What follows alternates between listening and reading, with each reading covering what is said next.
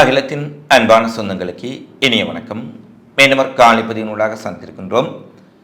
காசாவுக்குள் இஸ்ரேலிய இராணுவம் நடத்தும் இனப்படுகொலை உச்சமடைந்திருக்கும் சூழ்நிலையில் அண்மைய சில நாட்களுக்கு முன்னர் அமெரிக்கா கொண்டு வந்திருக்கக்கூடிய யுத்த நிறுத்த முன்மொழிவு தொடர்பான விவரங்களில் தற்பொழுது அது குறித்து முக்கியமான செய்திகளை அமெரிக்காவும் வெளியிட்டிருக்கின்றார்கள், ஹமாஸ் தரப்பிலும் வெளியிட்டிருக்கின்றார்கள். அடுத்து ஈரான் இஸ்ரேலுக்கு ஒரு பகிரங்கமான ஒரு எச்சரிக்கையை மீண்டும் விடுத்திருக்கின்றார்கள். இந்த சூழலில் காசாவுக்குள்ளும் வெளியேயும் என்ன விடயங்கள் நடைபெற்றிருக்கின்றது என்பது குறித்த பிந்தைய நிலவரங்களை இந்த காணொளியில் விரிவாக பார்க்கலாம். ஏற்கனவே காசாவில் பாடசாலைகள், நலன்புரி நிலையங்கள், அகதி முகாம்கள் தாக்கப்பட்டு கொண்டிருக்கும் போது உலக சுகாதார அமைப்பினுடைய பாதுகாக்கப்பட வேண்டிய மருத்துவ நிர்வாக கட்டமைப்புகளும் அங்கு காயமடைந்தவர்களுக்கு மருத்துவம் செய்யக்கூடிய பல விடயங்களும் இஸ்ரேலால் தொடர்ச்சியாக தாக்குதலுக்குள்ளாகியமையை நாங்கள் ஏற்கனவே பதிவிட்டிருக்கின்றோம். இந்த நிலையில் இன்றைய தினம் WHO உலக சுகாதார அமைப்பினுடைய தலைவர் காசாவில் இதுவரை சுகாதார கட்டமைப்புகள் மீது, மருத்துவ கட்டமைப்புகள் மீது மட்டும் 464 தாக்குதல்களை இஸ்ரேல் நடத்தியிருப்பதாக ஆவணப்படுத்தி இருக்கின்றார்கள். அதில் 727 பேர் சுகாதார கட்டமைப்புகளில், குறிப்பாக மருத்துவர்கள், துணை மருத்துவர்கள், தாதியர்கள், ஆம்புலன்ஸ் ஓட்டுநர்கள், அங்கே இருக்கக்கூடிய சுகாதார பணியாளர்கள், தொண்டு நிறுவன பணியாளர்கள் என சுகாதார கட்டமைப்புக்குள் நடத்தப்பட்ட தாக்குதலில் மட்டும் 727 பேர் உயிரிழந்திருப்பதாகவும் 933 பேர் காயமடைந்திருப்பதாகவும் 101 சுகாதார வசதிகள் மற்றும் 113 ஆம்புலன்ஸ் வண்டிகள் மீது தாக்குதல் நடத்தப்பட்டிருப்பதாகவும் உலக சுகாதார ஸ்தாபனம் தெரிவித்திருக்கின்றது. இதில் 2 பங்கு தாக்குதல் காசாவிலும் ஏனைய இடங்கள், கான்யூனிஸ், வடக்கு காசாவில் ஏனைய தாக்குதல்களும் நடைபெற்றிருப்பதாக தெரிவிக்கப்பட்டிருக்கின்றது. எந்த ஒரு நாட்டிலும் ஒரு யுத்தம் நடைபெற்றுக் கொண்டிருக்கின்ற பொழுது சுகாதார கட்டமைப்புகளையும் சுகாதார பணியாளர்களையும் தாக்குதல் நடத்தக்கூடாது என்று யுத்த விதிகளே இருக்கின்ற பொழுது சுகாதார கட்டமைப்புகளில், மருத்துவமனைகளில் நடத்தப்பட்ட தாக்குதல்களில் மட்டும் 727 பேர் சுகாதார கட்டமைப்பை சேர்ந்தவர்கள் உயிரிழந்திருக்கின்றார்கள் என்பது ஒரு மிகப்பெரிய போர்க்குற்றம் என்பதில் எந்த மாற்று கருத்தும் இல்லை. ஏறக்குறைய 1000 பேர் சுகாதார பணி செய்து கொண்டிருந்தவர்கள் அங்கு கொல்லப்பட்டிருக்கின்றார்கள் என்ற விடயம்தான் முக்கியமான விடயமாக இருக்கின்றது. அடுத்து அமெரிக்காவினுடைய போர் நிறுத்தம் குறித்து நாங்கள் பல விடயங்களை பேசியிருந்தோம், ஏற்கனவே கூறியிருந்தோம். அமெரிக்கா நினைத்தால் ஒரு தொலைபேசி அழைப்பில் இஸ்ரேலின் போரை நிறுத்த முடியும். ஏனெனில் இஸ்ரேலுக்கு ஆயுதங்களை கொடுப்பவர்கள் அமெரிக்கா, இஸ்ரேலுக்கு ஆலோசனை மற்றும் யுத்த இராணுவ விடயங்கள் தொடர்பான உளவு தகவல்களை கொடுப்பவர்கள் அமெரிக்கா, இஸ்ரேலுக்கு நிதி அளிப்பவர்கள் அமெரிக்கா. இஸ்ரேலுக்கு எதிராக ஒரு தீர்மானத்தை இந்த ஐநாவோ ஏனைய அமைப்புகளோ கொண்டு வந்தால் இஸ்ரேலை காப்பாற்றுவதற்காக தங்களுடைய வீட்டு அதிகாரத்தை பயன்படுத்துபவர்களும் அமெரிக்கர்கள் தான். இப்படியெல்லாம் இருக்கும் பொழுது ஒரு போர் நிறுத்த முன்மொழிவை கொண்டு வந்து அதை இஸ்ரேலும் ஹமாஸும் ஏற்றுக்கொள்ள வேண்டும், அவர்கள் ஏற்றுக்கொண்டால் சமாதானத்தை ஏற்படுத்த முடியும் என்ற அமெரிக்காவினுடைய அறிக்கைகள் எல்லாமே ஒரு வெற்றி நாடகம் என்பதை நாங்கள் தெரியப்படுத்தியிருந்தோம். இன்றைய சூழ்நிலையில் தற்போதைய போர் நிறுத்த திட்டம் குறித்து ஹமாஸ் ஒரு முக்கியமான அறிவிப்பை விடுத்திருக்கின்றார்கள். இந்த போர் நிறுத்த முன்மொழிவை நாங்கள் முழுமையாக ஆராய்ந்திருக்கின்றோம். அந்த ஆலோசனையிலே அவர்கள் பணைய கைதிகளின் விடுதலை தொடர்பாக பல விடயங்களை வலியுறுத்தி இருக்கின்றார்கள். ஒரு தற்காலிக போர் நிறுத்தம் தொடர்பான விடயங்களும் வலியுறுத்தப்பட்டிருக்கின்றன. ஆனால் காசாவில் இருந்து முற்றாக ஆக்கிரமிப்பு படைகள், அதாவது இஸ்ரேலிய இராணுவம் வெளியேறுவது குறித்து சரியான விடயங்கள், சரத்துக்கள் எதுவும் சொல்லப்படவில்லை. இது ஒரு மிகப்பெரிய சிக்கலான விடயம் என அவர்கள் கூறியிருக்கிறார்கள். ஏனெனில் பணைய கைதிகளை விடுவித்த பின்னரும் காசாவில் ஆக்கிரமிப்பு இராணுவம் நிலை கொண்டிருந்தால் காசாவில் இருக்கக்கூடிய பாலஸ்தீனர்கள் மீண்டும் அங்கே வந்து குடியேற முடியாது. இது சாதாரணப்பட்டவர்களுக்கும் தெரிந்த விடயம். எப்படி இருக்கும் பொழுது காசாவில் இருந்து இஸ்ரேலிய இராணுவம் திரும்புவது குறித்து எந்த ஒரு சரியான ஒரு முன்மொழிவும் இல்லாத பட்சத்திலே நாங்கள் இந்த யுத்த நிறுத்த வரைவை ஏற்றுக்கொள்ள முடியுமா என்பது குறித்து தீவிர ஆலோசனையில் இருப்பதாக அவர்கள் தெரிவித்திருக்கின்றார்கள். அதேபோல இன்று வெள்ளை மாளிகையும் ஒரு செய்தியை வெளியிட்டிருக்கின்றார்கள். நாங்கள் முன்வைத்திருக்கக்கூடிய யுத்த நிறுத்த முன்மொழிவை இஸ்ரேலும் ஹமாஸும் ஏற்றுக்கொள்ள வேண்டும். உலக நாடுகளின் தலைவர்கள் இதை பலர் வரவேற்றிருக்கின்றார்கள் என இன்னும் ஒரு பட்டியலை வெளியிட்டிருக்கின்றார்கள். Argentina, Canada, Australia, New Zealand, France, Germany என ஒரு நீண்ட பட்டியல். ஏற்கனவே நாங்கள் குறிப்பிட்டபடி பட்டியல் வெளியிடுவதையும் இந்த தீர்வு திட்டத்தை வரவேற்கக்கூடிய நாடுகள் தங்களுக்கை பாராட்டி இருக்கின்றார்கள் என அமெரிக்கா அரசியல் செய்வதை விடுத்து 2 தரப்புகள், ஒன்று ஹமாஸ், மற்றது ஸ்டேல் இரண்டும் ஏற்றுக்கொண்டார்களா இல்லையா என்பதுதான் இங்கே முக்கியமான விடயம். இரண்டு தரப்பும் தான் போரில் நேரடியாக ஈடுபட்டு கொண்டிருக்கக்கூடிய தரப்புகள். இதில் யார் ஒரு தரப்பு ஏற்றுக்கொள்ளாவிட்டாலும் அந்த யுத்த நிறுத்தத்தால் பயனில்லை.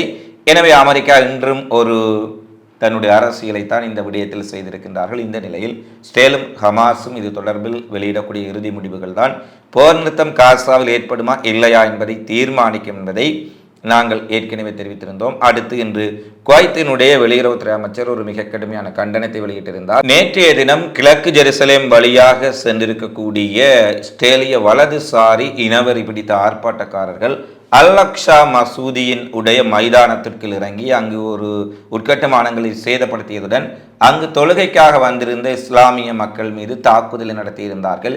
அவர்களையும் அல்-அக்ஸா மசூதியையும் கேலி செய்யும் வகையில் அங்கு கோஷங்களை இட்டிருந்தார்கள். அது மட்டுமல்ல, நூற்றுக்கணக்கானவர்கள் இஸ்ரேலிய இராணுவத்தினர் போலீசாரின் பாதுகாப்பு இருக்கும் பொழுதே, குறிப்பாக சொல்லப்போனால் போலீஸ் இராணுவர்களை பாதுகாத்து கொண்டு இருக்கும் பொழுதே அவர்கள் அல்-அக்ஸா மசூதியினுடைய மைதானத்துக்குள் தாக்குதல் நடத்தியிருந்தார்கள். இந்த தாக்குதலை குவைத் கடுமையாக கண்டித்திருப்பதுடன் குறிப்பாக அல்-அக்ஸா மசூதியின் புனிதத்தை மீறி பாலஸ்தீன மக்களை கேலி செய்வதும் தாக்குதல் நடத்துவதும் அல்-அக்ஸா மசூதிக்குள் இவர்கள் நுழைவதும் ஏற்றுக்கொள்ள முடியாது எனவும் தொடர்ச்சியாக பாலஸ்தீன மக்களையும் இஸ்லாமிய மக்களையும் ஆத்திரமூட்டும் செய்கைகளை இவர்கள் தொடர்ச்சியாக மேற்கொண்டிருக்கின்றார்கள் என்ற செய்தியை இன்றைய நாளில் குவைத்தினுடைய வெளியுறவுத்துறை அமைச்சகம் வெளியிட்டிருக்கின்றார்கள். ஏனெனில் இந்த அல்-அக்ஸா மசூதியில் இருந்து எப்படியாவது பாலஸ்தீன மக்களை பிரிக்கக்கூடிய அல்லது அவர்களை வழிபாட்டு உரிமையை தடுக்கக்கூடிய நடவடிக்கைகளை தொடர்ச்சியாக இஸ்ரேல் மேற்கொண்டு வருவதன் ஒரு பகுதியாகத்தான் இந்த விடயங்களையும் நாங்கள் பார்க்கக்கூடியதாக இருக்கின்றது. அடுத்து எகிப்தினுடைய எல்லைக்கு அருகில், தெற்கு காசா எகிப்தினுடைய எல்லைக்கு அருகில் இஸ்ரேலிய இராணுவத்தினர் 2 பேர் சுட்டுக் கொல்லப்பட்டிருக்கின்றார்கள் என்ற செய்தி வழியாக இருக்கின்றது. எகிப்தினுடைய எல்லைக்கு அருகில் என்று சொல்லும் பொழுது பலர் நினைக்கலாம், எகிப்திய இராணுவம் வீரத்துடன் இஸ்ரேலிய இராணுவத்தினரை சுட்டுக் கொண்டு விட்டார்களா என்ற எண்ணம் நமக்கும் எழலாம். நமக்கும் செய்திகளை முதலில் பார்த்தவுடன் எகிப்தின் எல்லையில் இஸ்ரேலிய இராணுவத்தினர் சடலங்களாக மீட்பு என்று செய்திகளை பார்த்தவுடன் எங்கே எகிப்தான் மானரோசத்துடன் வந்து இஸ்ரேல் இராணுவத்தினர் மீது வெகுண்டெழுந்து பாலஸ்தீனர்களுக்காக தாக்குதல் நடத்தி கொண்டு விட்டார்களா என்று எதிர்பார்த்தோம். ஆனால் பின்னர் வெளியிடப்பட்ட செய்தி குறிப்புகளில் இன்று அதிகாலை காசாவின் தெற்கு ரஃபா மாவட்டத்திற்கு அருகே பாலஸ்தீன போராளிகளுக்கும் இஸ்ரேல் இராணுவத்திற்கும் இடையில் இடம்பெற்ற கடுமையான துப்பாக்கி சண்டையில் 2 இஸ்ரேலிய இராணுவத்தினர் சுட்டுக் கொல்லப்பட்டார்கள் எனவும் அவர்களுடைய சடலங்களே அங்கு கண்டெடுக்கப்பட்டதான செய்திகளும் வெளியாக இருக்கின்றது. இந்த தாக்குதலில் 3 பாலஸ்தீன மக்களும் கொல்லப்பட்டதாக இஸ்ரேலிய இராணுவம் தெரிவித்திருக்கின்றது. பாலஸ்தீன மக்கள் என்று சொன்னால் பாலஸ்தீன போராளிகளை சுட்டுக் கொண்டார்களா அல்லது வழக்கம் போல அப்பாவி பாலஸ்தீனர்களைத்தான் இவர்கள் சுட்டுக் கொண்டார்களா என்ற விடயத்தை இஸ்ரேல் இராணுவம் உறுதிப்படுத்தவில்லை. பெரும்பாலும் இது அப்பாவி பாலஸ்தீன மக்களைத்தான் இவர்கள் படுகொலை செய்திருப்பதாகப்படுகின்றது. ஏனெனில் அல்-கசாம் படைப்பிரிவு அல்லது பாலஸ்தீன ஜிகாத் போராளிகளை சுட்டுக் கொண்டிருந்தால் அவர்கள் அதை அறிவித்திருப்பார்கள். எனவே எகிப்து எல்லையிலும் 2 இஸ்ரேல் இராணுவத்தினர் சுட்டுக் கொல்லப்பட்டிருக்கின்றார்கள். அடுத்து இன்றைய தினம் ஈரானினுடைய வெளியுறவுத்துறை அமைச்சர், ஏற்கனவே ஈரானின் காபந்து அரசாங்கத்தினுடைய வெளியுறவுத்துறை அமைச்சர் ஏற்கனவே லெபனான், சிரியா மற்றும் ஈராக் போன்ற பல நாடுகளுக்கு ஒரு விஜயம் ஒன்றை மேற்கொண்டிருந்தார், மத்திய கிழக்கு நாடுகளுக்கு.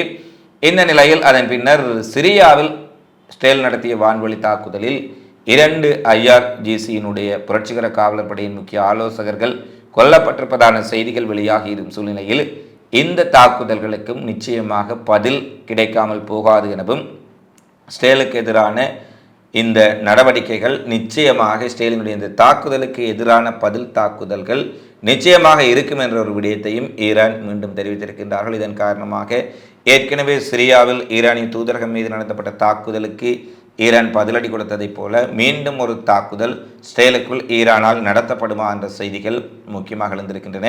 ஏற்கனவே இந்த ஈரான் ஒரு எச்சரிக்கை விடுத்திருக்கும் சூழ்நிலையில் இன்றைய நாளில் ஈரானுக்குள் நாச வேலைகளை செய்வதற்காக ஊடுருவி இருந்த அல்லது ஈரானுக்குள் செயற்பட்டிருந்த மொசாட்டினுடைய முக்கிய உளவாளி ஒருவரை தாங்கள் சுற்றி வளைத்து பிடித்திருப்பதாக ஈரானிய போலீசாரினுடைய புலனாய்வு பிரிவு அறிவித்திருக்கின்றார்கள். ஈரானினுடைய புலனாய்வு பிரிவு வெளியிட்டிருக்கக்கூடிய அறிக்கையில் இவர் முக்கியமாக ஈரானினுடைய நகரப்பகுதிக்கு அண்மையாக அல்லது ஈரான் இராணுவம் IRGCயினுடைய இராணுவ கட்டமைப்புக்கு எதிராக ஒரு மிக பெரும் தாக்குதலை அல்லது நாச வேலையை செய்வதற்கு இவர்கள் ஈடுபட்டிருந்ததாகவும் அது தொடர்பான பல வரைபடங்களையும் பல்வேறுபட்ட தரவுகளையும் இவரிடமிருந்து தாங்கள் இவர் வைத்திருந்த லேப்டாப்பில் இருந்து கைப்பற்றி இருப்பதாகவும் ஈரானுடைய புலனாய்வுத்துறை தெரிவித்திருக்கின்றார்கள்.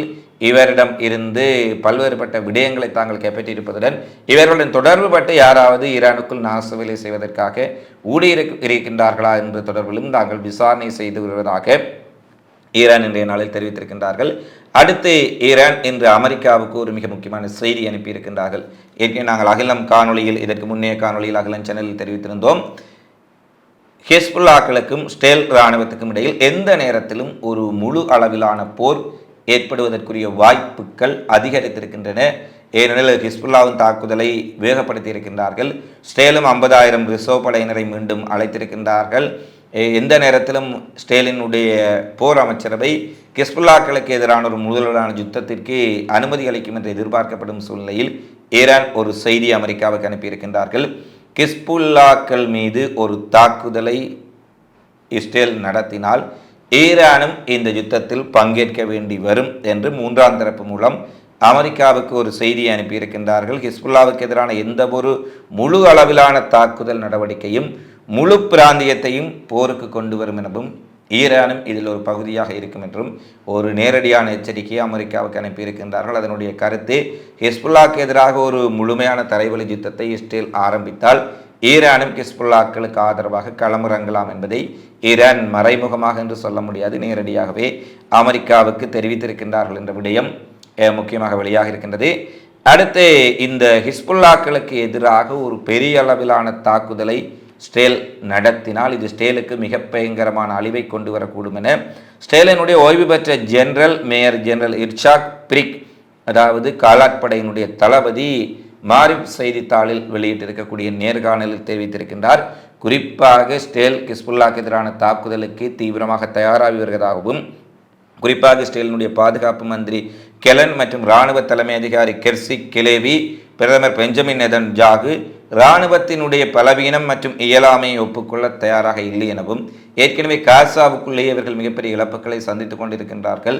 ஹமாஸினுடைய யுத்தத்திலேயே ஒரு வெற்றியை பெற்றுக்கொள்ள முடியவில்லை. இந்த நிலையில் அதிநவீன ஆயுதங்களையும் ஏவுகணைகளையும் அதிநவீனமாக பயிற்றுவிக்கப்பட்ட போராளிகளையும் கொண்ட ஹிஸ்புல்லா மீது ஒரு முழுளவிலான யுத்தத்திற்கு இஸ்ரேல் சென்றால் மிகப்பெரிய அளவிலான பாதிப்புகள் இஸ்ரேலுக்கு ஏற்படும் என்பதை இஸ்ரேலினுடைய காலாட்படையினுடைய முன்னாள் இராணுவ தளபதி தெரிவித்திருக்கின்றார். அது மட்டுமல்ல, ஹிஸ்புல்லா ஏற்கனவே 2006ஆம் ஆண்டு நடந்த போரிலேயே இஸ்ரேலுக்கு ஒரு மிகப்பெரிய இழப்பை ஏற்படுத்தியவர்கள். ஆனால் அப்போது இருந்ததை விட இப்போது பலமான நிலையில் இருக்கின்றார்கள்.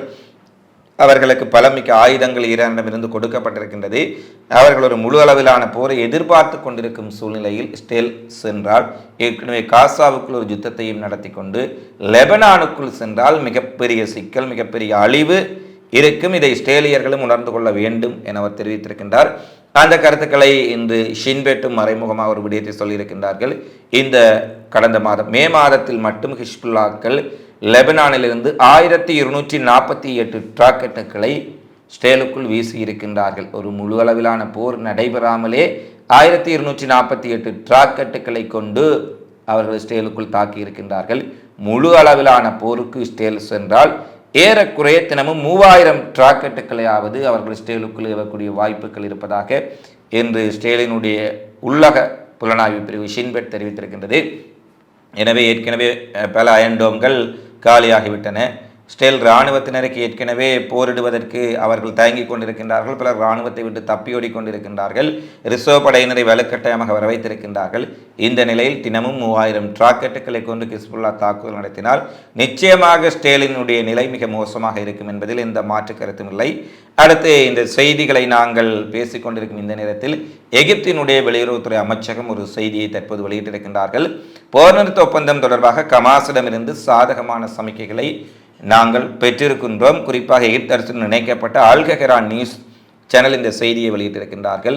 விரைவில் இது தொடர்பான அமெரிக்காவுடைய போர் நிறுத்த முன்மொழிவு தொடர்பான ஆலோசனைகள் ஹமாஸின் உயர்பிடத்தில் தற்போது நடைபெற்றுக் கொண்டிருக்கும் சூழ்நிலையில் விரைவில் ஹமாஸ் இயக்கத்தினர் இதற்கு ஒரு சாதகமான பதிலை வழங்கலாம் என்று எகிப்தினுடைய வெளியுறவு அமைச்சகம் தற்பொழுது ஒரு செய்தியை வெளியிட்டிருக்கின்றார்கள். இது நாங்கள் ஏற்கனவே குறிப்பிட்டதைப் போல கத்தார் கூறுவது, எகிப்து கூறுவது, அமெரிக்கா கூறுவது, ஐநா கூறுவது என்பதற்கு அப்பால் ஹமாஸினுடைய தரப்பிலிருந்து இஸ்ரேலினுடைய தரப்பிலிருந்து இந்த போர் நிறுத்தத்தை ஏற்றுக்கொள்கின்றமா என்று வரக்கூடிய அறிவிப்புகள் தான் அங்கு போரை நிறுத்தும் அமைதியை ஏற்படுத்தும் என்பதுதான் நிதர்சனமான விடயமாக இருக்கின்றது. இவை இன்றைய நாளில் வெளியாக இருக்கக்கூடிய பிரதான செய்தி பதிவுகளாக பதிவாக இருக்கின்றன. தொடர்ச்சியாக காசாவிலும் உலகெங்கும் நடைபெறும் செய்திகளை உடனுக்குடன் தெரிந்து கொள்ள அகிலத்தை சப்ஸ்கிரைப் செய்து கொள்ளுங்கள். இந்த காணொலி பதிவு தொடர்பிலான உங்களது மதிப்பான கருத்துக்களை தவறாமல் கொமெண்ட்ஸில் பதிவிடுங்கள் என கேட்டுக்கொண்டு மீனவர் காணொலி பதிவில் உங்களை சந்திக்கும் வரை உங்களிடமிருந்து விடைபெறும் நான் உங்கள் அன்பின் சந்துரு. வணக்கம்.